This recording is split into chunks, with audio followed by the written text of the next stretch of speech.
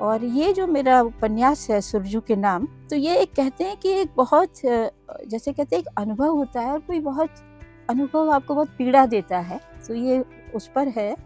तो जर्मन में फिर इसका हुआ फर सरजू, टू को कहते हैं फर, और उसमें एफ में वो एस्ट्रिच मार्क लगता है। क्यों? क्योंकि गाँवों का जिस तरह से विकास होना चाहिए था वो विकास हो नहीं रहा था। अब एक तो जैसे बहुत सारी चीज़ें तो आप मोबाइल में पढ़ रहे हैं, है ना, लैपटॉप पर पढ़ रहे हैं, तो उसमें उन्होंने मतलब वानर को एप शब्द यूज किया था। अंग्रेजी जो पढ़ रहे हैं उनको भी एक बड़ी सरी है, एवरेज अंग्रेजी आती है, एक साहित्यिक अंग्रेजी उनको नहीं आती है। दादी कहो ना एक कहानी, नई पुरानी कोई कहानी, जितना करसू गुड़िया रानी, सभी कहानी हुई पुरानी। नमस्कार, हमारी खास सीरीज लेखक और लेखनी में आप सभी का स्वागत है। आज हमारे साथ हैं वो राइटर जो द्विभाषी लेखिका भी हैं, संवेदनशील कथाकार भी और एक कुशल अनुवादक भी। उन्होंने न केवल प्रेरणादायक शिक्षिका बनकर ज्ञान का उजियारा फैलाया, बल्कि हिंदी और अंग्रेजी साहित्य में लेखन से अपनी खास पहचान भी बनाई। हमारे साथ हैं डॉक्टर जयवंती डिमरी जी। तो मैम, बहुत बहुत स्वागत है आपका हमारे इस खास कार्यक्रम में। आपका बहुत बहुत धन्यवाद मुझे इस कार्यक्रम में बुलाने के लिए। अच्छा मैम, आप एकेडमिक से जुड़ी रही हैं, लिखती तो आप तभी से आ रही हैं जब से आप शिक्षिका बनी, लेकिन जो साहित्य है इससे आपका लगाव कैसे गहरा हुआ? कैसे आपने शुरुआत की अपने लेखन की? साहित्य तो ये है कि एक तो मेरा विषय ही साहित्य है, अंग्रेजी साहित्य, और हिंदी मातृभाषा है। फिर बचपन से पढ़ने का बहुत शौक था, और हम जिस जनरेशन को बिलोंग करते हैं उस समय तो पढ़ने का बहुत हुआ करता था। ये प्रेमचंद वगैरह ये सब हमने 9th-10th में ही पढ़ लिए थे, तो हो सकता है कि कहीं वो दिमाग में ये सारी चीज़ें, कि उस समय तो नहीं लगता कि हम लिखेंगे जी। पर जैसे है कि स्कूल में अपने मैगजीन में लिख रहे हैं, छुट-पुट कभी उसमें पत्रिकाओं में भी लिख लिया, तो इस तरह से मतलब एक साहित्य के प्रति अभिरुचि तो रही है। और अंग्रेजी साहित्य में आप का काफी योगदान रहा है। इंग्लिश राइटिंग करती हैं, द्विभाषी लेखन आप करती हैं, हिंदी इंग्लिश में भी। गढ़वाली में भी लिखा है आपने? नहीं, गढ़वाली में नहीं लिखती नहीं। हैं। अच्छा, तो जो इंग्लिश और हिंदी राइटिंग आपने की, तो हिंदी साहित्य की तरफ आपका कैसे झुकाव आया? ये आप समझ लीजिए कि हिंदी जो है कि एक तो अपनी मातृभाषा है, और एक जो क्रिएटिविटी है वो आपको अपनी भाषा में आती है। तो मान लिया ठीक है कि अंग्रेजी है वो पढ़ाया है जी। तो वो हमारे प्रोफेशन से जुड़ी रही, तो उस तरह से हम मान लिया अंग्रेजी में अपना पीएचडी कर रहे हैं, पेपर्स लिख रहे हैं, फिर उससे संबंधित किताबें लिख रहे हैं, तो वो एक दूसरे तरीका है। लेकिन जब आप एक क्रिएटिव राइटिंग की सोचते हैं तो उसमें जो अभिव्यक्ति आती है वो आपकी अपनी मातृभाषा में ही आती है। तो मैंने भी मतलब ये ऐसा नहीं कि बहुत पहले क्रिएटिव राइटिंग हिंदी में शुरू कर दी थी। देखा जाए तो मुश्किल से अभी 40 साल से मतलब मैंने लिखा है। पहली जो मेरी कहानी थी वो 1989 में, मतलब 89 में प्रकाशित हुई थी जी। और उसका नाम था मिस ग्लोरिया की वापसी। तो वो नाइजीरिया में 1.5 साल रही हूँ। 1982 से 83 से मैं नाइजीरिया में थी, और ये देखिए कि नाइजीरिया में मेरे पास बहुत समय था, लेकिन वहाँ पर मैंने पढ़ती रही, लेकिन कभी विचार ही नहीं आया। कोई वो कहते हैं अंदर से एक ये अर्ज बनी नहीं कि आप लिखें, लेकिन जब यहाँ आई तो लगा कि बहुत कुछ वो अनुभव है कि वो बाहर आना चाह रहे हैं। जी। तो उसके बाद में वो जो मिस ग्लोरिया की वापसी थी वो उसी अनुभव पर आधारित थी। फिर सबसे बड़ा ब्रेक थ्रू मेरा आया जब मैं शिमला गई। जी। पहले मैं रुड़की में पढ़ाती थी, एसटी कॉलेज में मैं पढ़ा रही थी, और 82-83 में जैसे मैंने बताया मैं नाइजीरिया गई, और 1987 में मैंने हिमाचल यूनिवर्सिटी में, तो पहले मैं वहाँ पर सेंटर फॉर इवनिंग स्टडीज़ में गई। जी। तो वो ये हुआ कि सारा दिन आप खाली होते हैं, और वहाँ पर एक दो लोग थे जो थोड़ा लिखते रहते थे, एक तरह का वहाँ पर साहित्यिक मतलब वातावरण था। तो बस मैंने भी लिखा, और वो कुछ ऐसा हुआ कि जब पत्रिकाओं में दिया तो वो छपना शुरू हो गया। तो शुरू में तो आप ये समझिए हंस, समकालीन भारतीय साहित्य, गगनांचल, जी। और आपके वामा आती थी उस समय, और कितनी बार तो ये कादम्बरी थी, नवनीत। मतलब कुछ इत्तेफाक होता था कि मैं जहाँ भी भेजती थी वो कहानियाँ छपी जाती थी। पर तभी भी ऐसा कुछ नहीं हुआ कि एक मतलब संग्रह बना के आप निकाल लो। और फिर सब लोग कहने लगे कि नहीं, जब आप लिख रहे हो तो एक संग्रह तो आना चाहिए। जी। तो फिर संग्रह निकाल दिया। और ये जो मेरा उपन्यास है सुरजू के नाम, तो ये एक कहते हैं कि एक बहुत जैसे कहते हैं एक अनुभव होता है, और कोई बहुत अनुभव आपको बहुत पीड़ा देता है। तो ये उस पर है, जिसको आप कह सकते हैं कि क्रॉस बॉर्डर माइग्रेशन पर। जी। और क्रॉस बॉर्डर माइग्रेशन में एक ऐसी स्त्री की कहानी है, सुकुरमनी जो है, कि जो बहुत तरह से एक समाज के हाशिए पर स्थित जो मतलब जो महिला है, कि वो ट्राइबल है, मतलब डुमका है, उसके बाद में विडो है, साथ में उसका छोटा बच्चा है, पढ़ी लिखी नहीं है, और वो विदेश चली गई है, एक मतलब लीगल माइग्रेंट की तरह से नहीं बल्कि इलीगल माइग्रेंट। तो फिर ऐसी औरतों का कैसा शोषण होता है, और वो आप देखते हैं, और फिर वहाँ पर आपको बहुत सारे सवाल मन में उठते हैं जी। कि जैसे भूटान है, और भूटान हमारा एक मतलब बड़ी मैत्री है हमारी, 100% गवर्नमेंट ऑफ इंडिया भूटान को फाइनेंस करती है। तो फिर सवाल ये उठता है कि क्या हमारी सरकार की इनके लिए कोई जवाबदेही नहीं बनती है? कि हम लोग जाते थे वहाँ पर, तो हम तो एक कोलंबो प्लान है, तो कोलंबो प्लान के अंडर मैं गई थी। जी। तो उसमें जैसे इंजीनियर्स जाते हैं, डॉक्टर्स जाते हैं, यूनिवर्सिटी प्रोफेसर्स जाते हैं, तो सब सुख सुविधाएं मिलती हैं। लेकिन ये लोग जो सड़क बना रहे हैं, सच में एक दूसरे दो देशों के बीच में ब्रिज बना रहे हैं, और उनका मतलब न तो मतलब हमारी सरकार उनके लिए कुछ करती है, न वहाँ की सरकार कुछ करती है। तो फिर ये एक उपन्यास जिसको कहते हैं, शुरू में मैंने इसको एक कहानी लिखी थी, और उसका शीर्षक था पता कहाँ है। पता कहाँ है? पता कहाँ है, कि मतलब ये जो थी, मतलब एक तरह से काफ़ी आप कह सकते हैं कि ये अपने अनुभव पर है, कि वो जो स्त्री है, और वो मतलब कह रही है कि मेरी चिट्ठी लिख लो। तो जब चिट्ठी लिख लो तो मतलब उसको अपना पता ही नहीं मालूम है।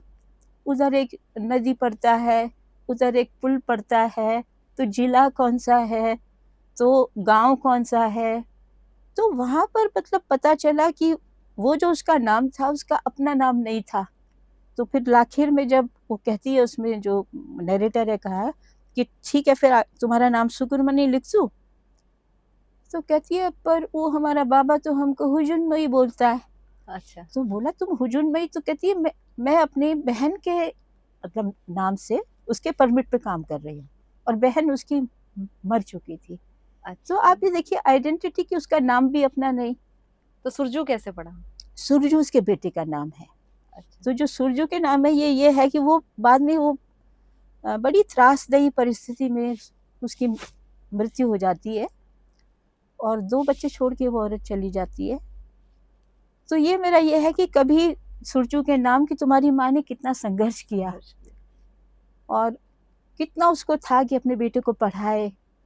तो वहाँ पर तो फिर यही है कि मतलब जो एक्सपेट्रिएट्स होंगे उनके बच्चों को तो मिलेगा नहीं, और जो मजदूर हैं उनके बच्चों को तो जी। मिलेगा ही नहीं। ट्रांसलेशन भी हुआ है इसका? ट्रांसलेशन इसका मैंने खुद ही किया। जी। उसको बल्कि ट्रांसलेशन नहीं, उसको हम बोलते हैं ट्रांसक्रिएशन, जी। क्योंकि मेरी किताब है तो उसमें मैं कुछ स्वतंत्रता ले सकती हूँ। जी। अगर आप दूसरे का अनुवाद ले रहे हैं तो उसमें आपको सीमाबद्ध होना होगा। जी। तो इस पे मैंने कहीं पर उसको, क्योंकि जो ओरिएंट ब्लैक स्वैन अच्छा पब्लिशर है, तो उनकी ये था कि भाई कम से कम 40,000 शब्द होने चाहिए। तो फिर 40,000 शब्द होने चाहिए, तो फिर मैंने इसका एक इंट्रोडक्शन दिया, जी। कुछ डायलॉग्स जो थे वो बढ़ाए, और उसके बाद में वहाँ पर हिडनबर्ग में एक यूनिवर्सिटी है, उसकी प्रोफेसर ने उसको पढ़ा अंग्रेज़ी में, वो बहुत अच्छा लगा, वो हिंदी भी जानती थी। तो फिर उन्होंने मुझसे संपर्क किया, और बल्कि उन्होंने मृणाल पांडे को का अनुवाद किया है, और भी बड़े अच्छे उन्होंने राइटर्स का अनुवाद किया है। तो उन्होंने कहा कि वो अनुवाद करना चाहेंगी। मैंने कहा नेकी और पूछ-पूछ करिए। तो फिर जर्मन में हुआ। तो जर्मन में फिर इसका हुआ फर सरजू, 2 को कहते हैं फर, फर। और उसमें एफ में वो एस्ट्रिच मार्क लगता है। काफ़ी इस पर काम भी हुआ है, इस पर 4-5 पीएचडी हुए हैं, और क्योंकि ये डुमका थी, तो झारखंड यूनिवर्सिटी में तो मुझे 2-3 बार बुलाया उन्होंने जी, इस पर बातचीत करने के लिए। क्योंकि पलायन एक समस्या बड़ी हाँ, है कि अगर पलायन देखिए, इसमें भी जो मेरा ये कहानी संग्रह है, पहाड़ और प्रवास की कहानियाँ। जी, तो सच में आप देखिए तो उत्तराखंड में जो उत्तराखंड राज्य बना है, तो उसके मूल में आप देखिए तो एक तरह से पलायन की समस्या थी ना। जी, क्यों? क्योंकि गाँवों का जिस तरह से विकास होना चाहिए था, वो विकास हो नहीं रहा था। तो उसके बाद में जिसको कहते थे कि एक मनी ऑर्डर इकोनॉमी हो रही थी, कि सारे जो मतलब आदमी लोग थे, वो शहरों में जाते थे, कुछ आर्मी में हो जाते थे, स्त्रियाँ घरों में रहती थी। बाद में ये होता था कि कुछ समय के बाद में लोग अपने बच्चों को लेके बाहर जाने लगे। तो एक पहली जनरेशन वाला प्रवास हुआ, उसके बाद में सेकंड जनरेशन हुआ। अब तो आप कह सकते हैं कि जो थर्ड जनरेशन है, कि यहाँ पर अभी मतलब कितने जो राइटर्स हैं, तो वो फिर 3 नाम लिखते हैं, कि वो अपना फिर यहाँ का नाम भी लिखते हैं। जी, क्यों? क्योंकि वो अपनी उत्तराखंड की पहचान, जो पहचान है उसको भी नहीं यस, देना चाहते हैं, जी, लेकिन क्योंकि बाहर रह गए हैं। तो प्रवास तो एक जो है, तो उसमें भी एक है ना, एक हम कहते हैं इंटरनल डायस्पोरा, जी, कि जो यहीं पर है, कि मान लिया एक सच्चिदानंदन जो बड़े अच्छे लेखक हुए साहित्य अकादमी के, वो भी थे, जी, मतलब चेयरमैन भी थे। तो एक बार उन्होंने बड़ी अच्छी ये बात कही, कहने लगे जो केरल का आदमी जो दिल्ली में रहता है, तो उसके लिए तो यही बहुत बड़ा जो है प्रदेश है, क्योंकि ना उसकी भाषा अपनी है, ना उसका खान पान अपना है, ना जी, अपने मतलब उसके लोग हैं, जैसे कहते हैं अपनी बिरादरी के, अपने समाज के लोग हैं। और फिर एक होता है जैसे क्रॉस बॉर्डर माइग्रेशन, जो जैसे यूरोप में हुआ है, या जैसे हमारी सीमाओं पर हो रहा है। जी, तो उसमें मतलब ये माइग्रेशन एक तरह की बड़ी वैसी समस्या है ना। ये किताब है आपकी पहाड़ और हाँ प्रवास की जी, हाँ, कहानी। ये पहाड़ और प्रवास की कहानियां हैं। अभी रिवर्स माइग्रेशन भी हो रहा है वैसे उत्तराखंड में। काफ़ी लोग हैं जो बड़े जी हाँ, बिल्कुल। जो सेलिब्रिटीज़ हैं हाँ, या जो कहीं बाहर जाके अच्छा काम कर रहे हैं उत्तराखंड से, वो अब अपने गाँव को गोद ले रहे हैं। तो उसको कैसे देखते हैं? वो देखिए बड़ा पॉजिटिव वो एक स्टेप है, घर वापसी जिसको आप कहते जी, हैं ना जी, एक तरह से। क्योंकि जो माइग्रेशन हुआ, जो यहाँ से बाहर लोग गए, तो वो क्यों? क्योंकि रोजगार के यहाँ पर साधन नहीं थे।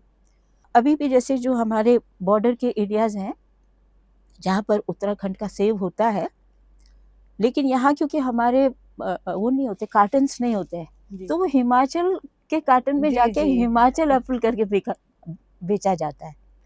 तो उसके लिए देखिए जो एक पूरा इंफ्रास्ट्रक्चर होता है। अब जो आप अभी जैसे रिवर्स माइग्रेशन की जो बात कर रहे हैं, तो इस पर बात हो रही है, कि वो कह रहे हैं कि भाई इस तरह की फैक्ट्री कुछ लोग बनाए, कि जहाँ पर हम अपने अच्छे डब्बे बनाए। जी, पीछे उन्होंने डब्बे बनाए, बहुत हुआ कि भाई डब्बे बने हैं, कार्टन्स बने हैं। वो बता रहे थे वो इतना उन्होंने पतला उसमें कागज मतलब उसमें उसका प्रयोग किया, कि जब वो चढ़ाया तो वो फट गया। तो कार्टन्स भी मतलब ठीक होने चाहिए। जी। फिर ग्रेडिंग होती है सेव में जैसे, तो ये सारे बड़े टेक्निकल इश्यूज हैं। फिर क्वालिटी इश्यूज़ क्वालिटी इश्यूज आते हैं। रहे हैं। स्प्रे होता है, फिर स्प्रे भी ज़्यादा नहीं होना चाहिए। फिर वो कितनी बार जैसे वो आपने देखा होगा ना, वो ग्रीन वो एक पूरा उसको उससे कवर कर देते हैं, तो ओले से बच जाता है। तो इसमें यह है कि पहले जो स्टेज है उसमें तो आपको इन्वेस्टमेंट करना पड़ेगा, रिटर्न तो बाद में आएगा ना। तो आएगा इसका रिटर्न भी, जो आजकल जो एक नई जनरेशन है जी। और जिनमें कुछ करने का जज्बा है, तो कर रहे हैं वो लोग। आपने मैगज़ीन्स की बात की, काफ़ी हाँ, बड़ी मैगज़ीन्स पुराने समय से जब आ रही थी चलती हुई, लोग उसमें पहले अपनी रचनाएँ देते थे, उसके बाद किताब आती थी। तो मैगज़ीन्स अभी काफ़ी कुछ बड़ी मैगज़ीन्स बंद भी हुई हैं। बहुत वो तो मैगज़ीन्स का अनफॉर्चुनेट रहा। कितना रोल आप देखती हैं कि साहित्य में रहा है? देखिए बहुत ज़बरदस्त रोल है। मैं बताऊँ कि कितनी बार आप एक बड़ी छोटी-सी मैगज़ीन में कोई जी, कहानी लिखते थे, और कितने दूर से, जिसको समझिए कि कोने में कोई स्टेट है, गोवा है, एक आध बार जेल में किसी ने पढ़ा, और वो कहेंगे कि ये कहानी तो बिल्कुल मेरे जैसी है। तो एक मतलब देश को जोड़ने का भी वो जी, काम करती थी, और उसके पाठक बहुत ज़्यादा थे। मतलब अब तो जैसे बिल्कुल पढ़ने का जो कहते हैं ना कि वो बदल गया है। जी, अब एक तो जैसे बहुत सारी चीज़ें तो आप मोबाइल में पढ़ रहे हैं, है ना? लैपटॉप पर पढ़ रहे हैं। और अब हमारा जो तो हम तो हाथ से लिखते थे, भले ही हमारे हाथ में यहाँ पर इतने बड़े गोला बन जाता था। फिर शुरू में जो था मैनुअल टाइपिंग होती थी। जी, तो उसमें मतलब जब आप इतनी बार हाथ से लिख रहे हैं तो फिर आप उसको 10 बार पढ़ रहे हैं, जी फिर आप उसको दोबारा देखते थे कि नहीं। अब कितनी बार, जैसे अब मैं भी लैपटॉप पे ही काम करती हूँ, तो थोड़ा लिखना भी अब मैकेनिक हो गया है। यहाँ से कट किया, यहाँ से पेस्ट किया, यहाँ किया, यहाँ किया। लेकिन चूँकि हम पुरानी जनरेशन के लोग हैं, तो मैं हमेशा फिर एक हार्ड कॉपी निकालती हूँ, और जब मैं उसको पढ़ती हूँ तो देखती हूँ कि बहुत सारी चीज़ें जो हैं उनकी पुनरावृत्ति हो गई है, या फिर ये लगता है कि ये बाद में आ गया, इसको पहले आना चाहिए था। और मैगज़ीन में ये था कि आप फिर बहुत और लोगों को भी पढ़ते थे, और ऐसा नहीं है कि बहुत बड़े लेखक ही छपेंगे, सभी लोग छपते थे, सबको मतलब होता था। जी तो अब वो पता नहीं अचानक से हुआ कि छोटी-छोटी मैगज़ीन्स तो बहुत आ रही हैं, पर एक जिसको कहते हैं जो कुछ बड़ी वाली मैगज़ीन उतना नहीं आ पा रही हैं। आपने बात की कि अब लिखना भी मैकेनिक हो गया है मैकेनिक हो कि रहा है। मतलब अब डिजिटल का जमाना है, तो इस हाँ। बदलाव को आप कैसे देखती हैं? क्योंकि नए राइटर्स भी आ रहे हैं, वो लोग तो अब सीधे, क्योंकि स्पॉटिफाई पे कहो कि अपनी कहानियां पढ़ रहे हैं, या फिर और भी जो मतलब ऑनलाइन प्लेटफॉर्म्स हैं उन पर कहानियां लिख रहे हैं, उपन्यास भी चल रहे हैं। तो किस तरह से इस बदलाव को देखती हैं? देखिए मैं अब तो ऐसा नहीं, जैसे मान लीजिए मैं अनुवाद करती हूँ, जी तो ऐसा है कि कभी कोई नहीं आएगा तो हम देखेंगे, डिक्शनरी देखेंगे, जी लेकिन अगर हम गूगल ट्रांसलेट देखते हैं तो वो बिल्कुल गलत ट्रांसलेट होता है। जी तो क्यों? क्योंकि हमको दोनों भाषाएँ आती हैं, तो मैं गूगल वाले जो जो अनुवाद हैं, मैं उससे कभी भी मतलब सैटिस्फाइड नहीं होती हूँ। पर जैसे मुझे हिंदी टाइपिंग जो है, वो मेरे लैपटॉप में हिंदी टाइपिंग नहीं आती है। मोबाइल में तो उसका है वो, जी लेकिन वो उसमें नहीं होता। अब कोई आपको किसी को कोई चिट्ठी लिखनी है, प्रकाशक को कोई चिट्ठी लिखनी है, तो फिर वहाँ पर तो वो जाती हूँ मैं, जैसे गूगल में जाती हूँ, लास्ट तक वो तसल्ली नहीं होती कि ठीक तरह से नहीं हुआ। इसी तरह से वो चैट जीपीटी है, जी तो चैट जीपीटी के जो में मतलब वो पता चलता है कि जिसने चैट जीपीटी से किया है। हम लोग जैसे मैं उसमें रही हूँ, मान लिया जी टीचिंग में रही हूँ, तो इंटरव्यू वगैरह लेने जाते हैं, तो जैसे कोई आता है तो सबसे पहले होता है इंट्रोड्यूस योरसेल्फ, है my self so and so. तो फिर एक बार मैं थी, तो मैंने कहा ये वाला वाक्य मत बोलो, कुछ और तरह से अपना परिचय दो, जी ब्लैंक। उसके बाद में वो प्रोजेक्ट था, एक प्रोजेक्ट आपने देखा और 30 प्रोजेक्ट एक जैसे, और उन्होंने फिर बाद में कि भाई कुछ कहीं नॉवेल्टी नहीं, क्यों? क्योंकि वो सब उन्होंने चैट इंटरनेट से जीपीटी से। तैयार किया। जी। तब चैट जीपीटी का इतना नहीं था, मैं कुछ साल पहले की बात कर रही जी हूँ, पर मतलब इंटरनेट इंटरनेट सोर्स से, से हाँ। उन्होंने किया था। तो एक जो मौलिकता है ना, वो मौलिकता इसमें खत्म हो रही है। तो अनुवाद की आपने जब बात की, तो अनुवाद कितना चैलेंजेस आप देखती हैं कि अनुवाद के लिए होते हैं? क्योंकि लिखना है फिर अनुवाद करना एक देखिए डिफरेंट है। अनुवाद जो है वो एक अपने आप में एक नई कृति होती है। मतलब वो जब अनुवाद जब आप कर रहे हैं, तो अभी पिछले साल वो जो एक इटली के जो लेखक थे, उनको वो मिला था नोबेल प्राइज़। तो उन्होंने कहा कि देखिए ये जो श्रेय है मैं इस पुस्तक का, मैं इसको अनुवादक को देता हूँ, क्योंकि मैंने तो इटालियन में लिखा था। जी ये अनुवाद हुआ, इसका अंग्रेज़ी में अनुवाद हुआ, पाठकों तक ये अंग्रेज़ी में गया, तो इसलिए मैं उसका श्रेय तो उसको दूँगा। अभी आपको होगा कि बुकर प्राइज़ जो था, तो उनको मिला था रेत समाधि, जी गीतांजलि श्री की। लेकिन उसका जो उसका अनुवाद किया, जो वो उन्होंने किया है, मैं नाम भूल रही हूँ उनका, या अभी पिछले साल जो है, उसमें जो ये बानू मुश्ताक का, उनको भी बुकर प्राइज़ मिला। उनका जो नॉवल था और उसका हार्ट लैम्प करके उसका जो अनुवाद हुआ, तो उस अनुवाद को, वो तो एक बिल्कुल नई किताब है ना, जी तो उसमें अनुवादक का बहुत बड़ा रोल है। क्या क्या चैलेंजेस लगते हैं? देखिए चैलेंजेस तो ये है ना कि एक तो होता है लिटरल ट्रांसलेशन, जिसको हम कहते हैं शब्दानुवाद। जी तो कितनी बार जो शब्द है, हर एक भाषा के एक अपना अलग टेक्सचर होता है ना। एक मतलब जैसे अब हिंदी है, मैं जाता हूँ, जी है ना? तो आपका मैं पहले आया, सब्जेक्ट पहले आया, जाता क्रिया बाद में आई। जी इंग्लिश में वो बदल जाएगा ना। तो उसमें पूरा एक तो सिंटैक्स अलग हो रहा है, तो वो सिंटैक्स आपको दोनों भाषाओं का सिंटैक्स आना चाहिए। उसके बाद कितनी बार कोई भी भाषा जो होती है, उसमें उसका समान जो है मतलब पर्यायवाची नहीं मिलता है। अब जैसे एक बार एक कोई वो था, कोई लिटरेरी फेस्टिवल था, तो उसमें मैं किसी को मतलब बात कर रही थी, वो अनुवादक थे, बहुत बड़े अनुवादक थे वो, तो उन्होंने रामायण का अनुवाद किया था जी तो उसमें उन्होंने मतलब वानर को एप शब्द यूज किया था। अब हमारी जो सेंसिबिलिटी है ना वो एप से तो मतलब जी है ना, तो फिर मैंने उनसे प्रश्न किया कि आपने ये एप शब्द क्यों किया, तो कहने लगे व्हाट डू यू सजेस्ट। मैंने कहा आप वानर लिख देते और उसको ग्लॉसरी में दे देते। जी तो जैसे अब हम करते हैं तो उसमें हम ऐसे शब्द ले लेते हैं कि हमारे जो अपने शब्द हैं, और ये तो ग्लोबलाइजेशन का जमाना है, तो जब हम अंग्रेजी के शब्दों को आत्मसात कर रहे हैं तो हम हिंदी के और संस्कृत के और अन्य भाषाओं के शब्द क्यों नहीं आत्मसात कर सकते। जी एक उसका दूसरा मैं उदाहरण दूंगी। एक अफ्रीका के बहुत बड़े लेखक हुए हैं चिन्हो एचबे, तो वो अंग्रेजी में लिखते हैं। तो वो कहने लगे भाई मेरी मजबूरी है क्योंकि अंग्रेजी के अलावा मुझे दूसरी भाषा आती नहीं है। लेकिन उन्होंने अपने उपन्यासों से एक क्रांति मतलब जो है वो पूरे अंग्रेजी साहित्य में ला दी। तो वहाँ पर क्या होता है अफ्रीका में, जैसे वो है वहाँ पर बहुपत्नी प्रथा है। जी तो जो आदमी होगा उसकी एक बड़ी, उसको हम अंग्रेजी में तो कहिए तो हट है, मान लिया झोपड़ी है, जी पर वो उसको ओबी कहते हैं। ओबी हाँ ओबी। तो वो हट वर्ड शब्द नहीं वो यूज करते, उन्होंने ओबी शब्द यूज किया। तो वो हर उसमें 10-5 जो है अपनी भाषा के, इबो भाषा है उनकी, नाइजीरिया के लेखक हैं, और हम पढ़ाते हैं उस किताब को, और हमें अब हट के ज्यादा ओबी अपना शब्द लगता है। तो अनुवाद में ये है कि कहाँ पर आपको जो मतलब एक होता है ना कि एक तो मूल भाषा है ना, जो जिसको आप जो कहते हैं सोर्स लैंग्वेज, और एक टारगेट लैंग्वेज जिसमें आप कर रहे हैं। जी तो कितनी बार अगर आपको टारगेट लैंग्वेज में सोर्स लैंग्वेज का शब्द नहीं मिल रहा है तो हम सोर्स लैंग्वेज का शब्द ले लेते हैं और उसको ग्लॉसरी में दे देते हैं। फिर कितनी बार आप जब पढ़ते हैं तो जैसे हिंदी है, तो हिंदी में अगर कोई एक लाइन में है, कितनी बार अंग्रेजी में उसके लिए 2 लाइन लिखनी पड़ती है, 3 लाइन लिखनी पड़ती है। मैं अपने उपन्यास का वो दूंगी कि ये सुरजू के नाम, ये देखिए कितना छोटा सा है, लेकिन अंग्रेजी में उसमें 30 पेज बढ़ गए।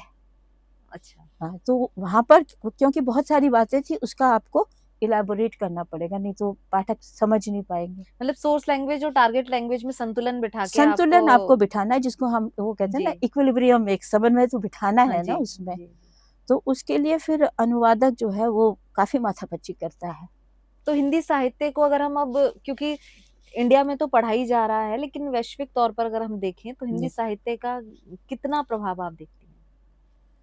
देखिए हम तो ये बात करते हैं कि आजकल हर जो लेखक है वो चाहता है कि उसका अंग्रेजी में अनुवाद हो जाए, उससे लेखक को फायदा मिलता है। क्यों? क्योंकि आपको पूरे एक वैश्विक स्तर पर एक पहचान मिलती है और अंग्रेजी के पाठक भी मिलते हैं।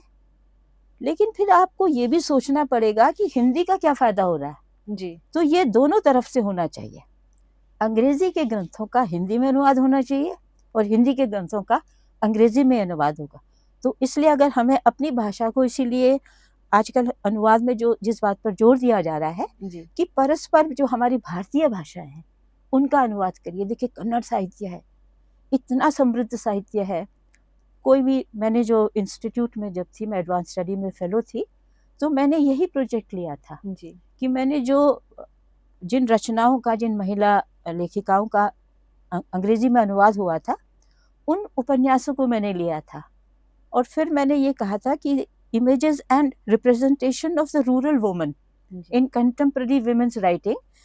तो इसलिए जो हमें अपनी भाषाओं को जो है कि सिर्फ इसके कि हाँ आपने हिंदी देखा और हिंदी को आपने अंग्रेजी कर दिया, नहीं, अदर लैंग्वेजेस को आना चाहिए, और तभी हमारा जो पूरा, जिसको हमारा समग्र, हम जिसको भारतीय साहित्य कहते हैं, तभी वो साहित्य हमारा मतलब समृद्ध होगा। आपकी कई रचनाओं को रंगमंच पर भी प्रेजेंटेशन हुआ है, कुछ कहानियां, कुछ ऐसी, कोई ऐसी कहानी या कोई ऐसी कविता जो आपके मन को छूती हो आज भी? कहानी कविता तो देखिए, जैसे मैं द्विभाषी हूँ तो मुझको एक जो मेरी चिंता रहती है कि मुझे ये लग रहा है कि आजकल जो बच्चे हैं वो हिंदी नहीं पढ़ रहे हैं, है ना? अच्छा, और क्या हो रहा है कि अंग्रेजी जो पढ़ रहे हैं उनको भी एक बड़ी सरी है, एवरेज अंग्रेजी आती है, एक साहित्यिक अंग्रेजी उनको नहीं आती है। तो हिंदी मतलब पढ़ना बहुत ज़रूरी है। तो उसके लिए मतलब ये है कि वो हिंदी भी पढ़ें, वो अंग्रेज़ी भी पढ़ें, और इसीलिए जो हमारा नेशनल बुक ट्रस्ट है वो इस तरह के वो कर रहा है कुछ, मतलब जिसको कहते हैं कि इस तरह के एक्सपेरिमेंट हो रहे हैं कि एक तरफ हिंदी में लिखा जा जी। रहा है, एक तरफ अंग्रेजी में लिखा जा रहा है। तो ठीक है, बच्चा हिंदी भी पढ़ेगा, बच्चा अंग्रेजी भी अंग्रेजी पढ़ेगा। भी पढ़ेगा। तो ये जो है मतलब कि भाषाएं मरनी नहीं चाहिए। और वो कह रहे हैं ना कि हर दिन एक भाषा मर रही है। तो भाषा का जो ये संक्रमण है वैश्विक स्तर पर, कि अंग्रेजी के चलते बहुत सारी जो भाषाएं हैं, अभी जैसे आपने गढ़वाली की बात है, बहुत जी। समृद्ध साहित्य है, पर मतलब मान लिया हम हैं, मैं गढ़वाली मुझे बोलनी आती है, पढ़नी भी आती है, लेकिन उसको पढ़ने में थोड़ा जोर लगता है। हिंदी जो है वो बड़ी ईज़ी आसानी से लैंग्वेज है। मतलब पढ़ी जाती है। तो ये सारी भाषाएं जो है इनको जीवित रहना चाहिए। और लोकल लैंग्वेज लोकल लैंग्वेजेस को बिल्कुल जीवित रहना चाहिए, क्योंकि वो जो लोकल लैंग्वेजेस हैं उनमें देखिए ना, अब जो एक गांव में आदमी है ना, और उसका जो अनुभव है वो आपका मेरा शहर में बैठकर वो नहीं होगा। जी। तो वो जो वहाँ की बात करेंगे, अभी जैसे मान लिया विद्यासागर नौटियाल एक बड़े अच्छे मतलब जी। हमारे यहाँ के हुए हैं उत्तराखंड के, और उनकी कहानियाँ बड़ी, तो एक उनकी कहानी थी भैंस का कट्या। जी। तो उसके भैंस का कट्या में ये होता है कि वो भैंस है, फिर उसका मतलब कट्या उसके बछड़े को बछड़े बोलते को, हैं, हाँ। और वो जो उस घर का बच्चा है, तो वो बच्चा उसको बिल्कुल कहता है ये मेरा भाई है, और उससे इतना मतलब अटैच्ड होता है कि बस वो उसके साथ ही घूम रहा है, वो भी पानी दूध पी रहा है, तो उसकी माँ जब उसको पिलाती है, इसको बच्चे को भी पिला रही है। जी। राजशाही का टाइम था और उस समय बलि प्रथा होती थी। तो राजा का फरमान आता है कि आपको उसको मतलब जो जितने भी ये भैंस है उसको मतलब वो देना पड़ेगा। तो इस भैंस का भी मतलब नंबर आ गया है। अब उसके बाद में उस बच्चे का मतलब वो जो पूरा घर है और उस घर की जो पीड़ा है, लेकिन वो राजा का आदेश है, उसको तो वो नहीं टाल सकते हैं, तो वो देना पड़ा वो कट्टिया। लेकिन वो बच्चा जो है, जो जो तड़पा है, तो उन्होंने उस कहानी में जो क्योंकि वो उस अंचल में रहे थे। जी। अब हम मान लिया गाँव में नहीं रहे, तो हमने तो वो भैंस का कट्टे का भी और बच्चे का वो प्यार, जी। लेकिन वो कहानी में उनको वो संपृक्तता थी उनमें कि उन्होंने उस पीड़ा को मतलब किया। तो वो तभी वो कर पाए क्योंकि वो गढ़वाल में रहे थे और वो उस चीज़ को उन्होंने देखा था। जिस तरह का लेखन हमें करना है उस जगह को हमें जीना भी पड़ेगा। जीना भी पड़ेगा। और लुगदी साहित्य की बात अगर करें तो क्योंकि पहले बहुत मैगज़ीन्स आती थी बच्चों के लिए, क्योंकि बच्चे ही हैं जो आज से पढ़ना शुरू करेंगे तो आगे के साहित्य को सँवार सकेंगे। तो वो जो मैगज़ीन्स भी बंद हो गई हैं बच्चों के लिए, डिजिटली बच्चे बहुत कुछ देख रहे हैं, तो उसको कैसे बचा सकते हैं? उसको मैं वही सोचती हूँ कि ये भी एक बड़ी चिंता का विषय है, और हम लोग बातचीत भी करते हैं कि बच्चों में किस प्रकार से रुचि जगाई जाए। जी। तो इसके लिए फिर यही है कि देखिए, वैसे छप तो बहुत कुछ रहा है, और इसमें एनबीटी से अगर आप देखिए तो बच्चों के लिए बहुत किताबें आ रही हैं, और ऐसा नहीं है कि खरीदी भी जा रही हैं। अब बच्चे उनको कितना पढ़ रहे हैं, ये देखने की बात है। अब जैसे मसूरी वगैरह में या देहरादून में भी ये हैं जो आपके मतलब बोर्डिंग स्कूल्स हैं, जी। तो हर शनिवार में इतवार में इनको लाते हैं माल रोड पर, और वहाँ पर मतलब ये फिर जाते हैं जैसे ना बुक बुक स्टोर्स पर। स्टॉल्स पर दिखाया जाता तो जैसे रस्किन बॉन्ड बहुत बच्चों में परिचित है, है। जी। और अब तो खैर वो थोड़े वृद्ध हो गए हैं। तो कैम्ब्रिज बुक डिपो का ये है कि वो वहाँ पर उनको सैटरडे में आते थे, और वहाँ पर वो बच्चों को मतलब वो अपनी किताबें किताबें साइन भी बताते करके थे। देते थे। और मैंने जैसे भूटान में रही तो वहाँ पर भी मतलब रस्किन बॉन्ड से हर कोई परिचित था।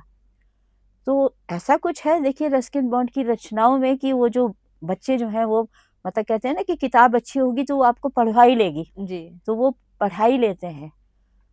तो हिंदी में मतलब इस हिसाब से हिंदी में भी खैर लिख रहे हैं, आप भी लिखती हैं बच्चों पर कविताएं? जी हाँ, मैं लिखती हूँ। तो कुछ हमें हाँ। हमारे दर्शकों को भी सुना दीजिए।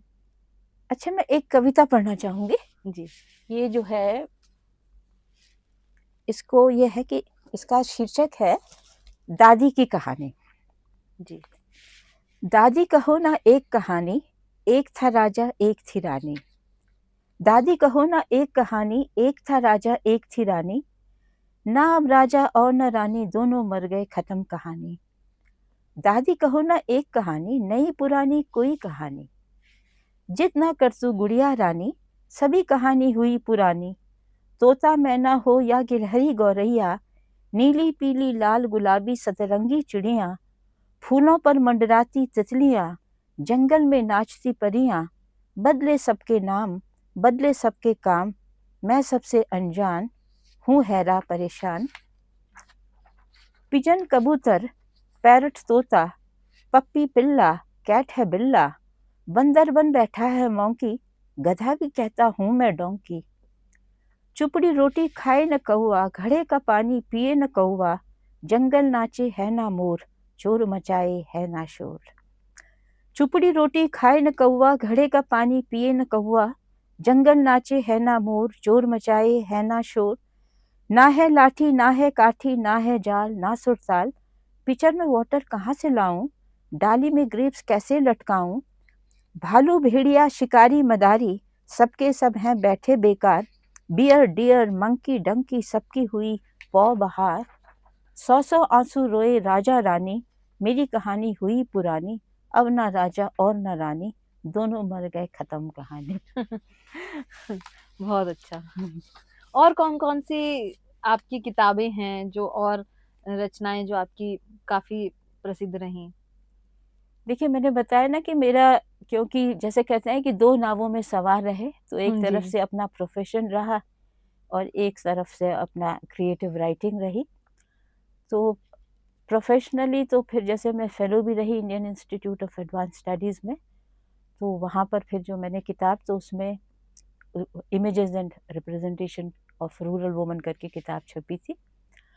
फिर पीएचडी किया था अनइस्लामिक वे में, तो वो भी किताब छपी थी। फिर मैं भूटान में रही, तो भूटान में 2 साल बहुत अच्छे रहे। एक तो इतनी खूबसूरत वो देश है और इतना कुछ वहाँ पर देखने को, लिखने को मिला। तो उसमें जो ड्रुक्पा मिस्टिक मैंने वहाँ पर लिखी, वो जी। किताब काफ़ी चर्चित रही। वहाँ पर वो उनके विश्वविद्यालय के उसमें कोर्स में भी रही। और फिर कुछ समय के बाद में अभी फिर मेमोरेबल मेमोरीज ऑफ भूटान मैंने लिखी थी, तो उस पर बल्कि मुझको इंटरनेशनल नसीम प्राइज़ भी मिला था। जी। और फिर क्योंकि अनुवाद मैं करते रही हूँ, तो ट्रांसलेशन पर हमने काम किया। और कुछ समय पहले यहाँ पर जो उत्तराखंड की जो लेखिकाएं थी, तो उनकी कविताओं का हमने उसको त्रिवेणी करके नाम दिया था। यहाँ पर SGRR में मधु सिंह थी, और उसमें जो हम लोग अंग्रेज़ी के काफ़ी जो मतलब प्रोफेसर थे, जैसे आजकल जो दून यूनिवर्सिटी में वाइस चांसलर हैं सुरेखा डंगवाल, वो भी उससे जुड़ी थी। बहुत यूनिवर्सिटी के लोग जुड़े थे। SGRR से प्रोफेसर माधु सिंह थी, मैं थी। जी।